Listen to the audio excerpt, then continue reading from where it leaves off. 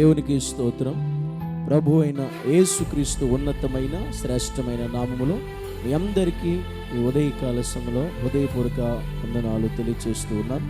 ఈరోజు పరిశుద్ధ గ్రంథంలో నుండి అనుదిన వాక్యం, దేవుడు మనతో మాట్లాడే మాటలను జ్ఞాపకం చేసుకుందాం. అందరూ కూడా ఒకసారి పరిశుద్ధ గ్రంథాలు తెరిచి ప్రసంగి గ్రంథం 3వ అధ్యాయం 1వ వచనాన్ని మనం చదువుదాం.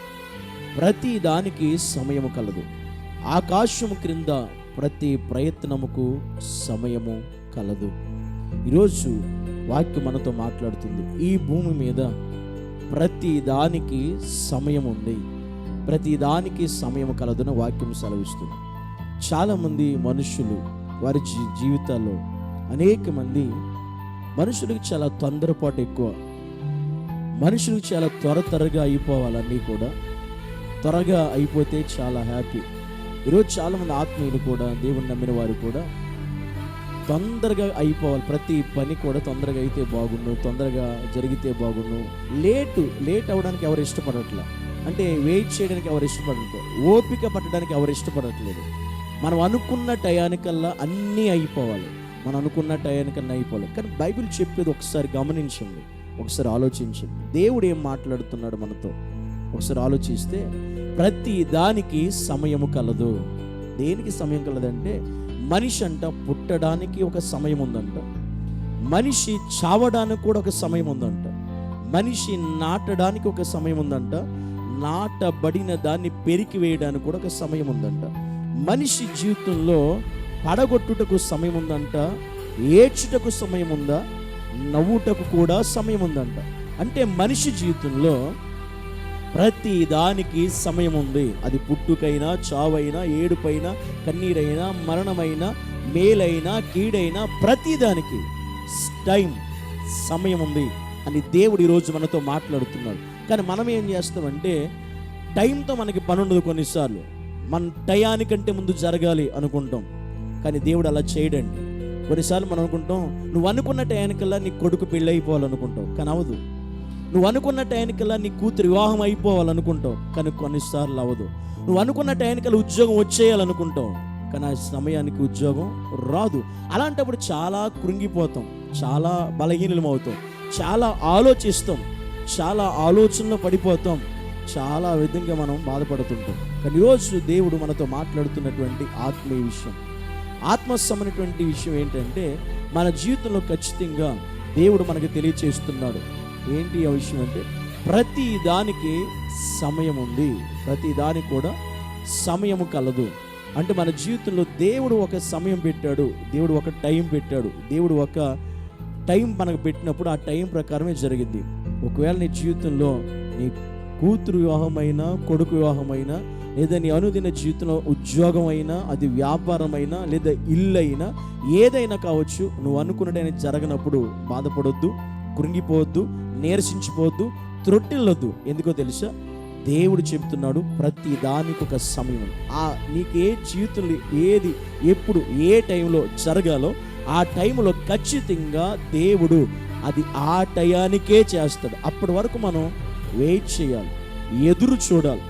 ఆ ఎదురు చూడుకు నీకుంటే గనక దేవుడు ఖచ్చితంగా నీ జీవితంలో తగిన సమయంలో నీ ప్రతి కార్యాన్ని కూడా దేవుడు చేయడానికి ఇష్టపడతాడు.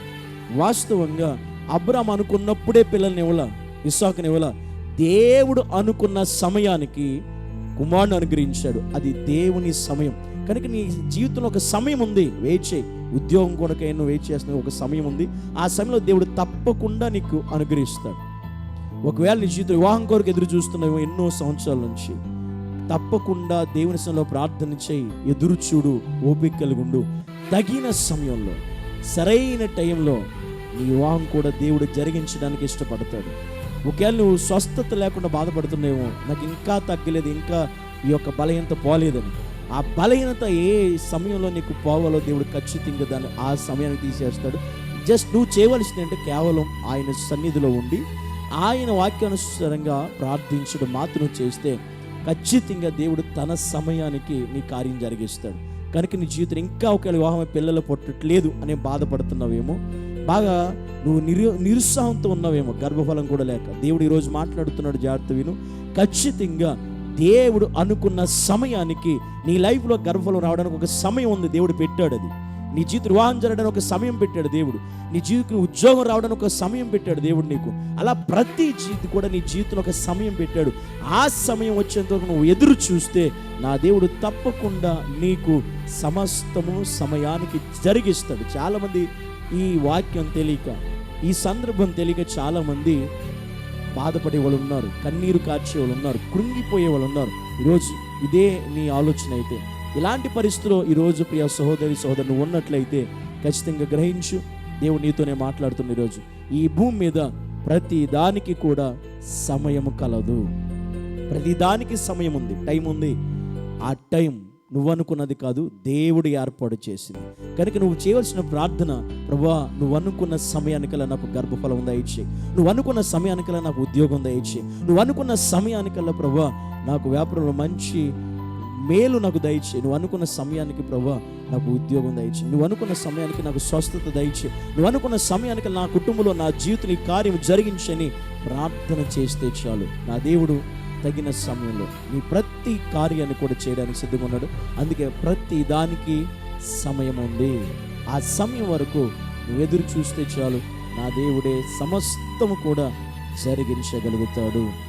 కళ్ళు మూసుకుందాం, ప్రార్థించదు. పరిశుద్ధడానికి వందనాలు. ఈ సమయం అందున నీ సన్నిధిలో ప్రార్థిస్తున్నాను. నిజమే, ఈరోజు అనేక మంది ప్రభువా వారు అనుకున్నది జరగలేదని, అనుకున్న సమయానికి అనుకున్న టయానికి అవ్వలేదని కొంతమంది వారి జీవితాలనే చాలించిన వారు ఉన్నారు ప్రభువా. కొంతమంది వారి జీవితాన్ని పాడు చేసి పతనం చేసుకున్న వాళ్ళు ఉన్నారు. కొంతమంది కృషించిపోయేవారు ఉన్నారు, కృంగిపోయేవారు ఉన్నారు, నీరసించిపోయి ఉన్నారు, ఇక జీవితం మీద విరక్తి కలిగిన వారు కూడా ఉన్నారు. కానీ ఈరోజు ఈ వాక్యం సెలవిస్తుంది, తగిన సమయంలో, ఏ సమయంలో మా జీవితం ఏది జరగాలో అది నువ్వు చేసే దేవుడు. అప్పటి వరకు ఓపిక కలిగి మేము ఎదురు చూసే గొప్ప మనసు హృదయాలను నీ బిడ్డలందరికీ మీరు దయచేసి సహాయం చేయమని యేసు నామములో ప్రార్థిస్తున్నాను తండ్రి, ఆమేన్. మన తండ్రి అయిన దేవుని యొక్క ప్రేమయు, కుమారుడైన యేసు క్రీస్తు యొక్క కృపయు, పరిశుద్ధాత్మ యొక్క అన్యోన్య సహవాసమైన సన్నిధి ఆదరణ సదాకాలం మన కుటుంబాలకు, సర్వలోకంలో సార్వత్రిక సంఘం అంతటికి సదాకాలము తోడై ఉండి నడిపించునుగాక. ఆమేన్.